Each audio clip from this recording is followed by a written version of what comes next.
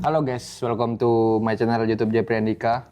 Video ini cukup spesial, dimana ini video pertama saya, video podcast membahas sebuah novel fiksi yang sedang FYP di TikTok, karya Leila S.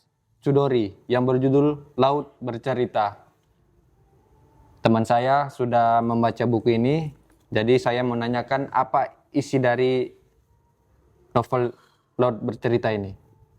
Gimana Bang Khairul? Oke, makasih Bang Jepri. Sebuah novel karya Leila S. Chudori ini bercerita tentang beberapa mahasiswa yang berkumpul di Jogja. Ada beberapa peran tokoh utama yang sangat penting di dalam buku cerita ini. Yang pertama, ini sebuah cerita tentang si Biru Laut. Biru Laut ini adalah mahasiswa yang menuntut ilmu di zaman Orde Baru, tahun 1998 ke bawah. Ayahnya adalah seorang wartawan, mereka hidup di daerah Solo dan orang tuanya berpindah ke Jakarta mengikuti pekerjaan ayahnya. Di sini karakter utama ini, si Biru Laut ini berjumpa dengan beberapa tokoh yang mungkin di sini mereka membuat pergerakan untuk memberangus ketidakadilan dari masa pemerintah saat itu, pada saat Orde Baru. Jadi Bang, ada beberapa nama tokoh. Ini penting ini, Biru Laut, Kinan, Bram, Anjani, Alex, Sunu, Daniel, Tama, Gala, dan Gusti. Di sini bercerita tentang pergerakan mereka untuk membuat negara ini, negara Indonesia lebih demokratis. Karena kita tahu pas zaman Orde Baru itu, Presiden saat itu Soeharto itu memberantas yang namanya demokrasi. Hak berbicara dilarang habis di zaman itu. Jadi ini sekumpulan mahasiswa bikin pergerakan. Di situ berjumpa karena sama-sama mereka pengen merubah negara ini menjadi negara demokrasi.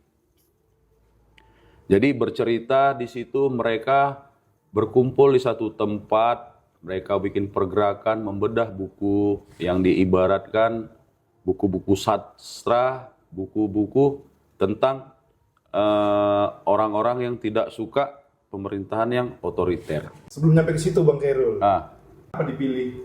Kenapa buku ini kita pilih? Karena gini Bang, Selain daripada FYP, untuk kita bedarin. jadi karena di FYP-nya itu Bang, kita lihat bahwasanya banyak narasumber lain yang membahas buku ini, bahwa saya katanya buku ini bercerita banyak karakter dan banyak kejadian-kejadian yang mengharukan, yang dibilang orang itu akan membuat menangis siapa saja yang akan membacanya. Karena di situ ada unsur percintaan, asmara, kepercayaan, pengkhianatan, dan pengorbanan yang lebih besar untuk negara. Makanya di buku inilah kita coba kita bedah. Karena setelah saya baca isinya, bahwasanya memang di dalam buku ini banyak pelajaran yang kita dapat. Bagaimana namanya arti persahabatan, arti pertemanan, arti membela tanah air. Jadi ini berkisah di latar tahun 1998. Waktu berjumpa membuat pergerakan, mengajak mahasiswa sehingga terjadinya huru-hara di tahun 1998 sampai akibat lengsernya Soeharto. Si karakter utama ini, saya lihat dia ini percaya sama ada temannya sama-sama pergerakan yang memberi banyak bantuan finansial. Ternyata temannya itu melapor ke pemerintah dan mereka sempat jadi buronan. Karena atas pergerakan mereka ini banyak mahasiswa yang lain itu bereaksi. Karena akibat ketidakadilan yang terjadi. Beberapa tokoh utama ini berlandaskan mereka ikut pergerakan ini karena mereka berlatar belakang banyak orang yang tersakiti atas pemerintah ini. Dituduh sebagai pergerakan PKI sehingga mereka kehilangan keluarga yang mereka cintai. Berarti cukup panjang juga perjalanan ini ya Bang. Dari awal mereka kumpul, mereka bersatu untuk menuju Indonesia lebih maju kan. Lebih demokrasi. Lebih demokrasi juga. Ketika mereka melakukan pergerakan ini, oknum-oknum di belakang adakah untuk menjaga mereka supaya hal itu tidak terjadi Bang? Oh banyak Bang. Makanya kan kebebasan berpendapat zaman dahulu itu terbelenggu. Jadi setiap ada perkumpulan atau pembahasan buku-buku yang dianggap sayap berhaluan kiri, itu bakal banyak itu intel-intel dari aparat negara yang mengawasi pergerakan mereka. Karena mereka memang pada zaman dahulu itu aparat negara, tentara itu fungsinya melebihi dari pemerintahan sebagai pengawas. Jadi banyak dicerita di situ mereka itu melakukan pergerakan dan mereka sampai mereka jadi buron, mereka itu berpindah-pindah tempat untuk menghindari dari kejaran aparat negara tersebut. Jadi di situ juga dikisahkan nanti ada penyiksaan. Akhirnya tertangkap juga beberapa orang dari tokoh-tokoh utama kita. Disiksa dan nanti mungkin akhir ceritanya ini si biru laut ini terbujur kaku mati di dasar laut akibat dari pergerakan yang dilakukannya. Dan nanti cerita ini setelah itu akan ada lagi dibentuk komite orang hilang untuk mencari orang-orang yang hilang akibat dari pergerakan mereka. Jadi panjang Bang ceritanya ini. Memang kalau kita lihat ada asmara ketika si biru laut ini jumpa wanita idamannya di pergerakan ini namanya si Anjani. Dan si biru laut ini melakukan pergerakan ini karena termotivasi dari temannya juga bagian dari pergerakan ini namanya Mas Gala dan dia sebut itu sebagai sang penyair. Di sini juga ada karakter yang utama, karakter yang lebih kuat. Ada bagian dari kalau saya lihat di emansipasi wanita. Karena pemimpin pergerakan ini seorang perempuan yang bernama Kinan. Walaupun dia perempuan tapi dia bisa mengatur pergerakan organisasi ini sedemikian rupa sehingga bisa besar. Dan kebanyakan yang saya lihat, saya baca di novel ini, ketakutan dari para aparat negara ini, mereka ini dibackingi oleh anggota cendekiawan yang memang perubahan. Padahal mereka ini bergerak memang dari keadaan yang terjadi pada saat itu. Mengenai paham kiri, Bang, itu ada juga memang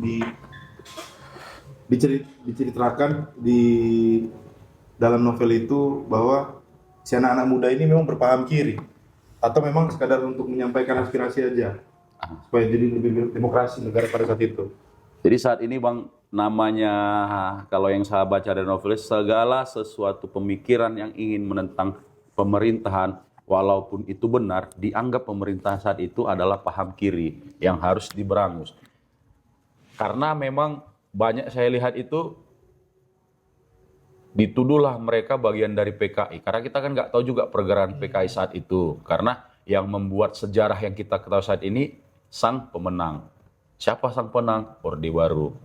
Betul nggak apa yang terjadi saat itu? Kita kan nggak tahu. Hanya sejarah, buku sejarah yang kita baca.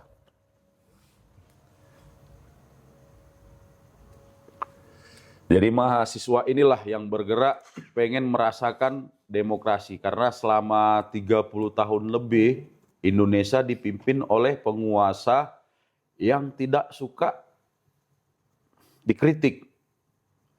Pada saat itu zaman Orde Baru dulu ada namanya Menteri Penerangan. Sebenarnya Menteri Penerangan itu fungsinya zaman dahulu itu memang untuk memfilter mana siaran-siaran yang seharusnya yang tidak beredukasi, tetapi dibuat pemerintah sebagai menteri yang mengatur orang untuk demokrasi. Ngomong tentang pemerintah dilarang, ngomong tentang kekurangan pemerintah itu dilarang. Dan di zaman itu pergerakan itu terrealisasi dengan demo besar-besaran dan jatuhnya Soeharto karena ekonomi saat itu pun sedang carut marut. Jadi sebuah novel fiksi kita tidak tahu kebenarannya, tapi ada alur cerita yang saya lihat di dalam ini mengandung banyak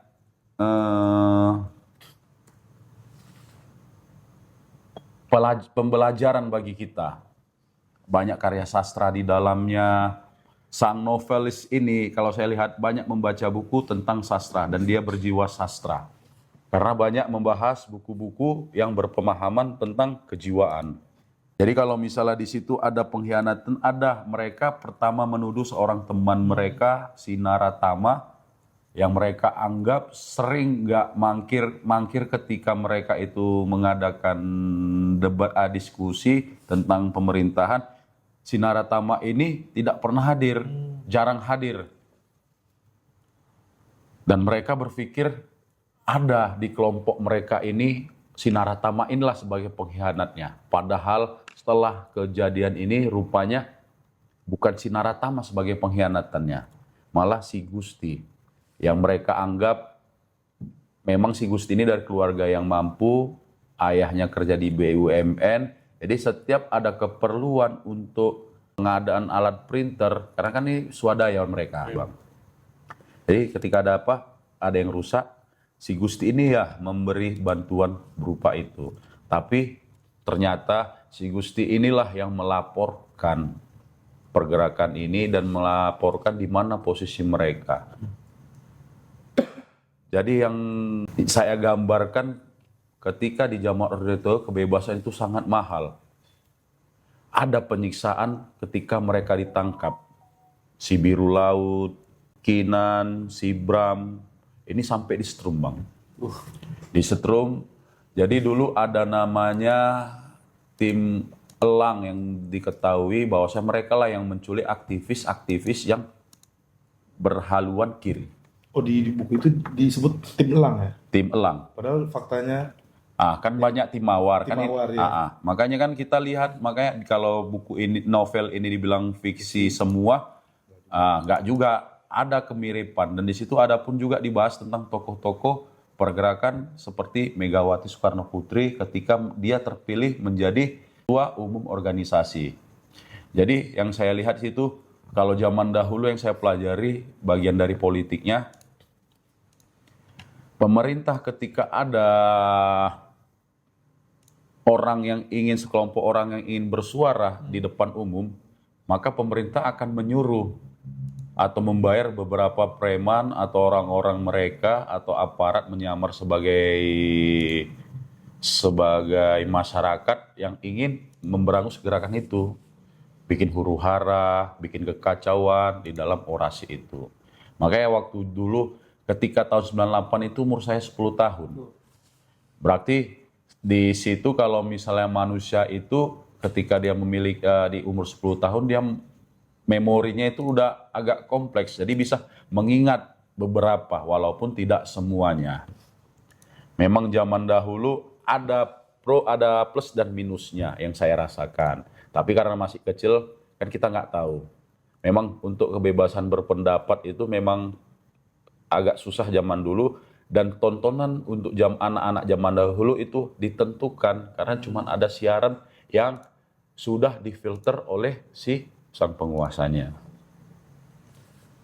Kalau abang belum ya tahun 98 belum lahir ya. Belum lahir, jadi masih belum merasakan seperti yang abang rasakan.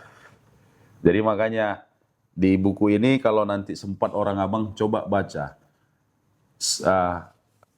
Kalau dari karya novel-novel fiksi yang pernah saya baca selama ini, ketika ada nanti sebuah novel seperti Ayat-Ayat Cinta difilmkan, itu akan seperti mengekang imajinasi kita. Karena kita baca novel ini, ketika abang membaca novel, membayangkan apa yang ada di novel, sama mungkin Bang James atau saya, itu akan berbeda gambarannya. Jadi, kenapa saya suka baca novel juga? Karena kemungkinan ketika kita baca novel, fantasi kita liar.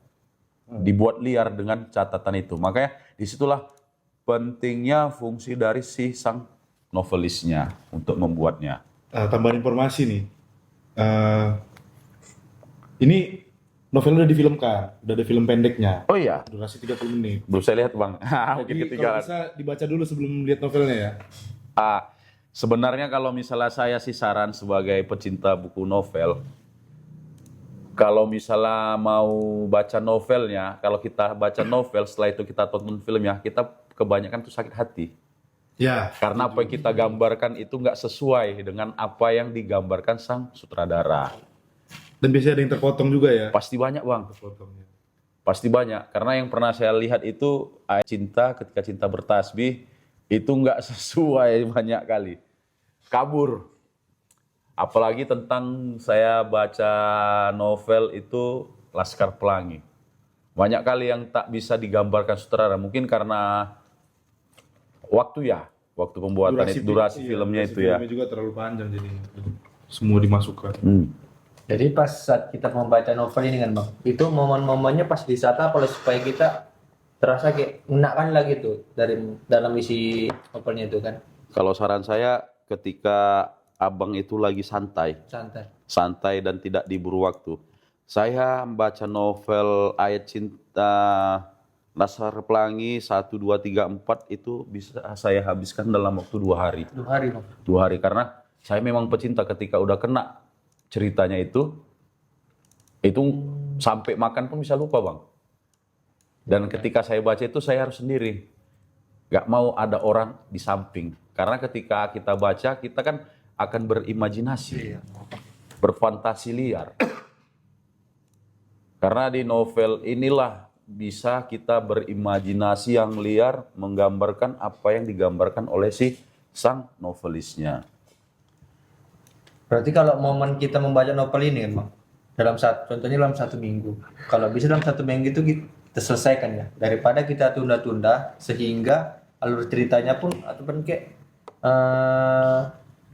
apa yang kita pikirkan itu jadi berubah lagi atau gimana itu bang? Iya, kalau saran saya sih kalau memang baca novel itu 1 buku paling lama dihabiskan itu dalam 2 hari. Karena 2 hari apa? gitu ya?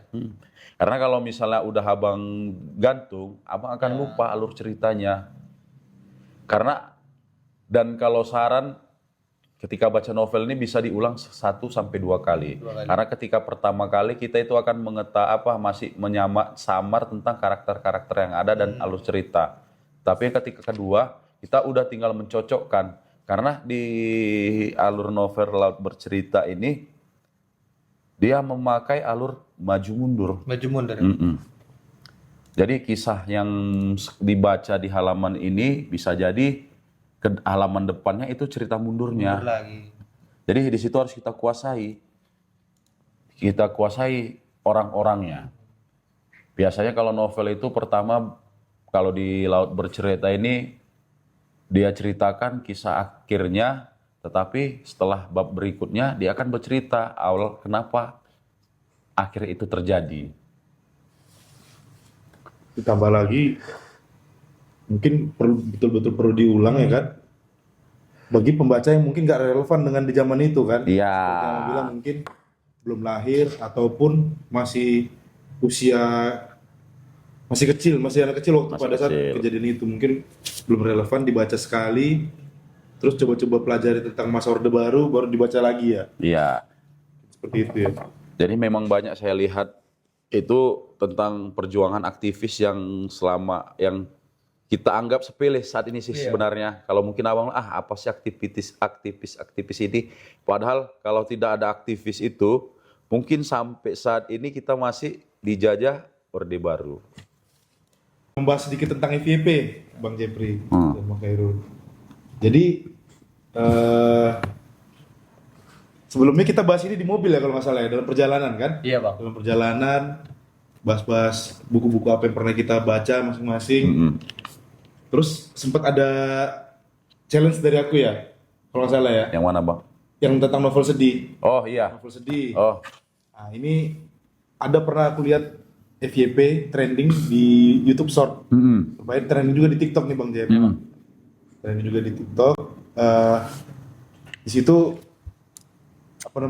konten-konten kreator bilang kasih aku novel yang paling sedih. kasih lot bercerita langsung tengkurap ya. Kalau Langsung tiarap ya. Iya, kalau dikasih novel lain enggak ya? Enggak, dikasih lot bercerita langsung tiarap. Ah. Berarti ini bisa dikategorikan novel fiksi yang set ending lah ya, Bang. Iya. Karena selama ini yang saya baca novel itu kebanyakan tentang asmara. Asmara. Dan endingnya itu bahagia. Bahagia. Kalau di sini karakter utamanya ini dan beberapa kawannya itu mati. Dan ada penyiksaan di dalamnya. Bagaimana mereka disiksa, bagaimana mereka keberadaan kawan-kawannya, bagaimana hati nurani orang ini, persahabatan mereka diuji dengan siksaan-siksaan yang mereka derita. Mungkin di situ yang beberapa orang yang baca novel ini katanya inilah novel yang paling sedih. Karena selama ini yang saya baca novel itu akhirnya happy ending. Karena memang banyak referensi buku-buku yang saya baca kalau novel itu memang cerita tentang asmara. Mungkin karena inilah, karena mungkin Bang James yang kemarin kan, waktu Bang James lewat di TikTok FYP-nya, cerita ini yang paling sedih katanya kan. Sedih karena aku juga orangnya kurang suka yang novel fiksi dan abang kebetulan suka. Iya. Aku kasih challenge coba baca. Nah, ternyata dibeli dan udah dibaca nih Bang Jaya. Iya, tapi kalau misalnya kalau novel yang saya suka itu Bang, Yang dia kemarin happy ending. enggak, yang ketika si novelisnya itu bisa menggambarkan lingkungan keadaannya. Misalnya ibarat gini, seorang pemuda yang berwajah tegap, berparas rupawan, yang hidungnya seperti ini berada di misalnya berada di di lapangan padang rumput yang anginnya sepoi-sepoi, hawanya sejuk, matahari gini. Jadi di situ seru Bang, kalau saya berfantasi di situ membayangkan sesuatu yang mungkin biasanya kita membayangkan yang udah pernah kita lihat kan. Yang kita lihat kan bisa dari keadaan kita tengok atau kita bisa lihatnya dari televisi yang kita tonton kan atau apa. Jadi kita berfantasi liar, kita melihat sesuatu yang bisa lebih indah dari pernah kita lihat ketika membayangkan ada seorang novelis itu bisa menceritakan keadaan sekitarnya. Sama seperti ini memang dia ada menggambarkan mungkin kawan-kawan yang bilang itu sedih, dia menggambarkan penyiksaan itu parah kali. Karena memang mereka itu, abang bayangkanlah kayak mana abang itu di strum. Kalau saya pernah itu merasakan pistol strum itu Bang. Lembu aja waktu ditembak itu bisa pingsan. Konon lagi manusia.